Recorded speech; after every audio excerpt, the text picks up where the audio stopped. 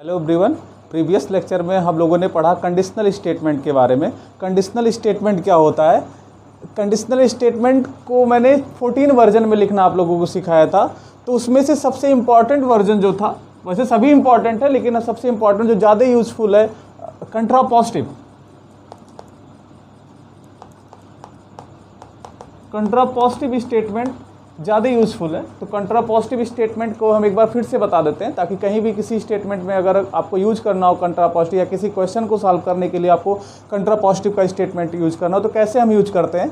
तो कंट्रापोजिटिव स्टेटमेंट क्या होता है? तो कंडीशनल स्टेटमेंट क्या होता था, उस दिन हमने पढ़ा था P इम्प्लाइज Q। 14 वर्जन हमने आप लोग को बताया था।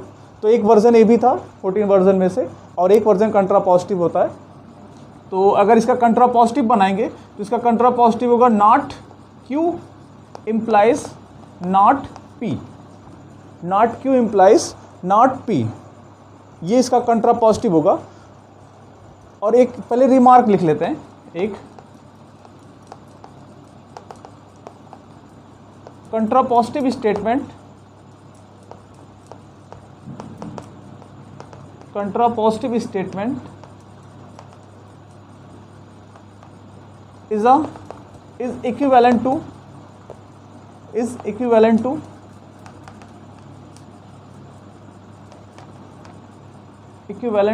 original statement।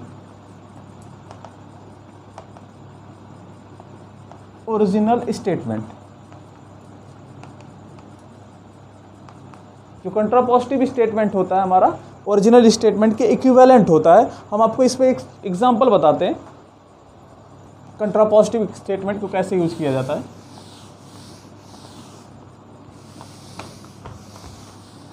एक जनरल सा एग्जांपल मैं लेता हूं। एवरी पोस्ट ग्रेजुएट स्टूडेंट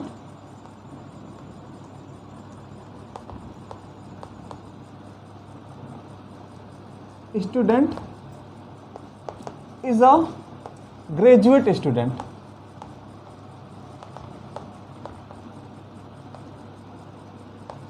ये एक स्टेटमेंट मैंने लिखा, every post graduate student is a graduate student. अब हम इसका कंट्रापोजिटिव स्टेटमेंट करेंगे। आपको एकदम सेम, दोनों इक्विवेलेंट है, बस लिखने का तरीका डिफरेंट है। इसका कंट्रापोजिटिव अगर हम बनाते हैं तो every not graduate student, every not graduate student is not post graduate।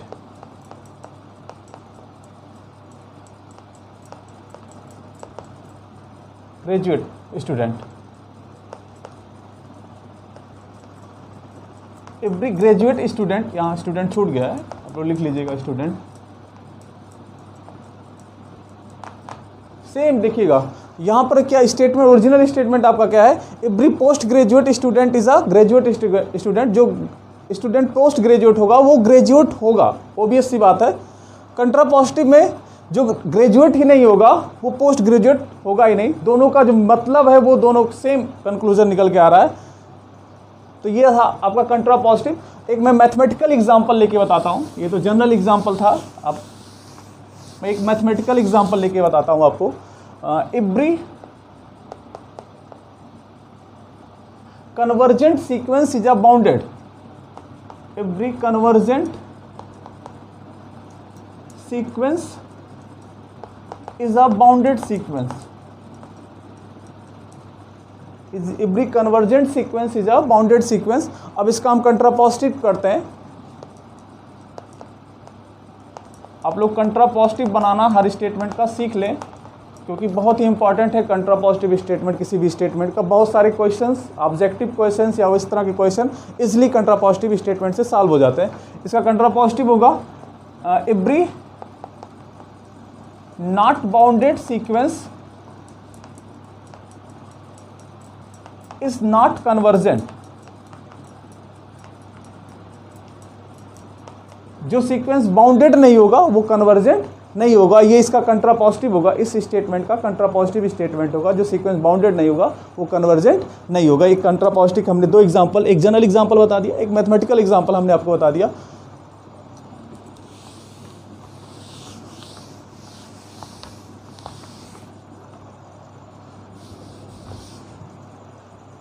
हम आपको हाइपोथेसिस और कंक्लूजन के बारे में बता देते हैं। हाइपोथेसिस क्या होता है, कंक्लूजन क्या होता है। मैंने एक बार प्रीवियस लेक्चर में मैंने एक हाइपोथेसिस और कंक्लूजन के बारे में बताया था। मैं आपको एक बार फिर से एक हाइपोथेसिस और कंक्लूजन के बारे में बता देता हूँ। अगर कोई कंडीशनल स्टेटमेंट लिखा है P इम्प्लाइज Q, P को हम हाइपोथेसिस बोलते हैं, हाइपोथेसिस, और Q हमारा है कंक्लूजन। Q हमारा क्या है, कंक्लूजन है। अब हाइपोथेसिस क्या होता है और कंक्लूजन क्या होता है। किसी स्टेटमेंट में जो गिवन होता है, जिसको हम उसको लेके प्रूफ करते हैं, वो हमारा हाइपोथेसिस कहलाता है, और उस प्रूफ के बाद जो रिजल्ट आता है वो हमारा कंक्लूजन कहलाता है। जैसे अभी इसके पहले मैंने एक स्टेटमेंट लिखा था, every convergent sequence is a bounded. तो यहाँ पर जो कन्वर्जेंट वर्ड था, कन्वर्जेंट था, वो हमारा हाइपोथेसिस था, तो वो गिवन रहेगा आपको, और जो बाउंडेड है वो हमारा क्या है, कंक्लूजन है। या एक एग्जांपल हम आपको और बताते हैं, every cyclic group is an abelian group।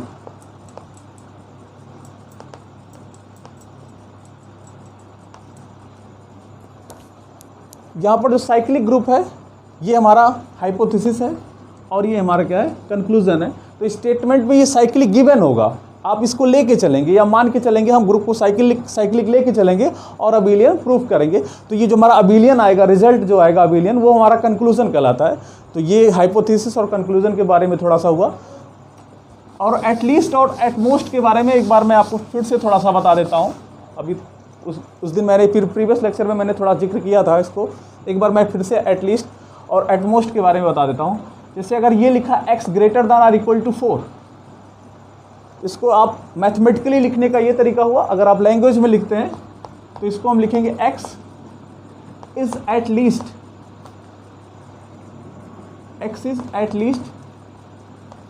4। यहाँ पर एटलीस्ट 4 होने का मतलब x क्या क्या हो सकता है, x 4 होगा या 4 से बड़ा 5 हो सकता है, कोई भी है। आप किस सेट पे पढ़ रहे हैं उसके अकॉर्डिंग x की वैल्यू हम लेंगे, मतलब 4 ले सकते हैं या 4 से बड़ी लेंगे। या फिर ऐसे है x less or equal to 4, इसको हमने उस दिन बताया था प्रीवियस लेक्चर में, x is at most 4, x is at most 4। तो यहाँ पर एट मोस्ट में मतलब हमारा क्या हो सकता है, x की वैल्यू क्या क्या हो सकती है, x की वैल्यू 4 हो सकती है या 4 से कम हो सकती है, 4 से कम कुछ भी हो सकता है। आप किस सेट पे पढ़ रहे हैं उसके अकॉर्डिंग हम x से कम भी वैल्यू ले सकते हैं।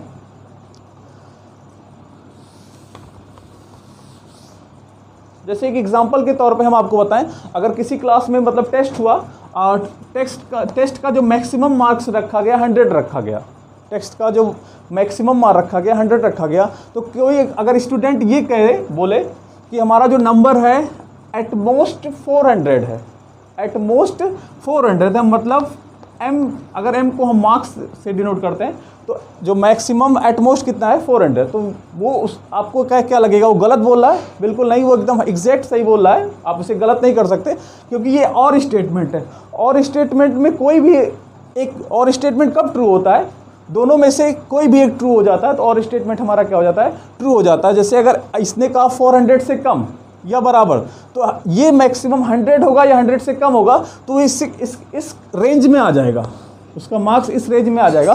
तो ये बात बोलना कि हमारा नंबर एट मोस्ट 400 है तो एकदम ट्रू है। आप कोई भी ट्रू स्टेटमेंट में कोई भी एक स्टेटमेंट ट्रू हो जाता है तो हमारा ओवरऑल स्टेटमेंट क्या हो जाता है, और स्टेटमेंट ट्रू हो जाता है। ये हमने आपको और स्टेटमेंट में बताया था। और जिन स्टूडेंट्स को कोई डाउट अगर पूछना है, कोई टॉपिक में कहीं कोई डाउट आ रहा है, तो आप मुझे कमेंट बॉक्स में अपना डाउट पूछ सकते हैं। उसको हम प्रीवियस लेक्चर में उसको आपको आपके डाउट्स को क्लियर करेंगे। एक डाउट आया था ट्विन प्राइम के बारे में, एक बार मैं फिर से ट्विन प्राइम्स के बारे में बता देता हूँ। ट्विन प्राइम जानने से पहले हम प्राइम के बारे में आपको बता देते हैं। कुछ प्राइम नंबर, जो प्राइम नंबर क्या होता है, जो खुद से डिविजिबल हो और 1 से डिविजिबल हो, तो ऐसे नंबर को हम प्राइम बोलते हैं। जैसे 2 हुआ, 3, 5, 7, 11, 13, ये सारे आपके प्राइम्स हैं। अब ट्विन प्राइम हमने आपको बताया था जो 2 के गैप में हो, जिनके बीच में गैप जो हो 2 का हो, जैसे 3 और 5 के बीच में 2 का गैप है, तो 3 और 5 जो हम हो जाएगा हमारा ट्विन प्राइम हो जाएगा। 2 और 3 ट्विन प्राइम नहीं है, 3 और 5 हमारा क्या है, ट्विन प्राइम है। या 5 और 7, 5 और 7 में भी 2 का गैप है, तो 5 और 7 भी हमारा ट्विन प्राइम होगा। और फिर उसके बाद 11 और 13 है, 11 और 13 भी हमारा क्या होगा, ट्विन प्राइम होगा। तो ये ट्विन प्राइम्स के बारे में था। जिसको डाउट हो ट्विन प्राइम्स, फिर से आप एक बार क्लियर कर लेंगे अपना ट्विन प्राइम्स के बारे में। सबसे पहले प्राइम जान लेंगे, उसके बाद ट्विन प्राइम्स क्या होता है वो आप मैंने लिख दिया है।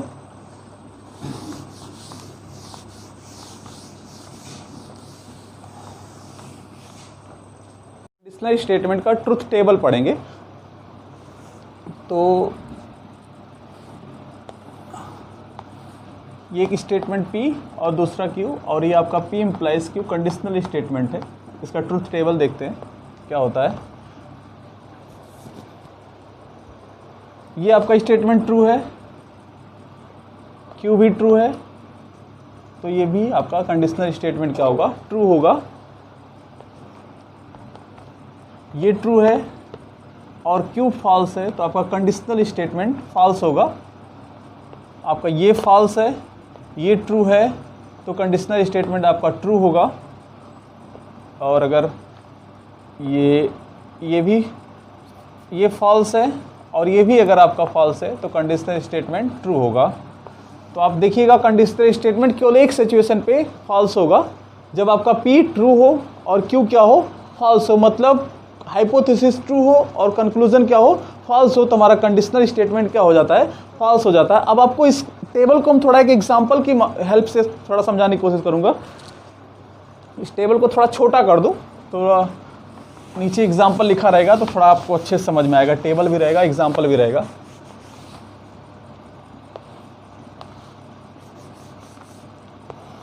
ये ट्रू फॉल्स, तो आपका ये फॉल्स, फॉल्स, ट्रू, ट्रू, और आपका ये फॉल्स, ये फॉल्स, तो ओवरऑल ट्रू। देखिए एग्जांपल हम लेता हूँ रियल लाइफ से रिलेटेड, थोड़ा इंटरेस्टेड एग्जांपल, मज़ेदार एग्जांपल ले रहा हूँ। 2 + 2 = 5। एक स्टेटमेंट ने P लिखा, 2 + 2 = 5 इफ़, कंडीशनल स्टेटमेंट में लिख रहा हूँ, if 2 + 2 = 5 then I will be the Prime Minister of India.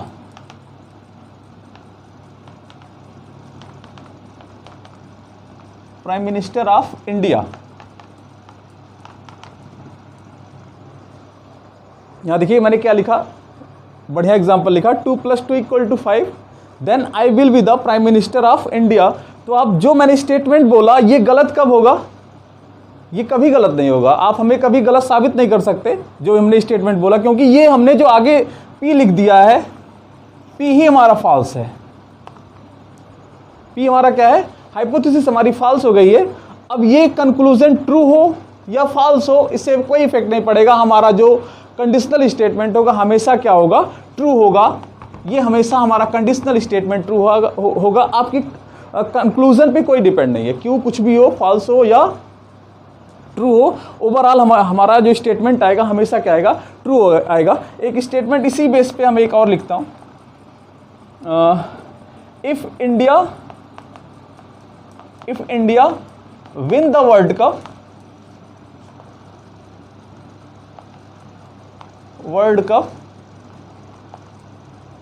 if India win the World Cup, then same वही लिख रहा हूं, I will be the Prime Minister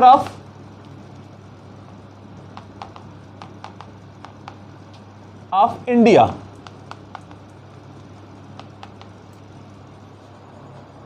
मैंने यहाँ इसकी जगह फॉल्स नहीं, अब यह सही भी हो सकता है गलत भी हो सकता है, दोनों बातें हो सकती हैं। यहाँ देखिएगा, अगर ये स्टेटमेंट क्या कर रहा है, if India win the world cup then I will be the prime minister of India.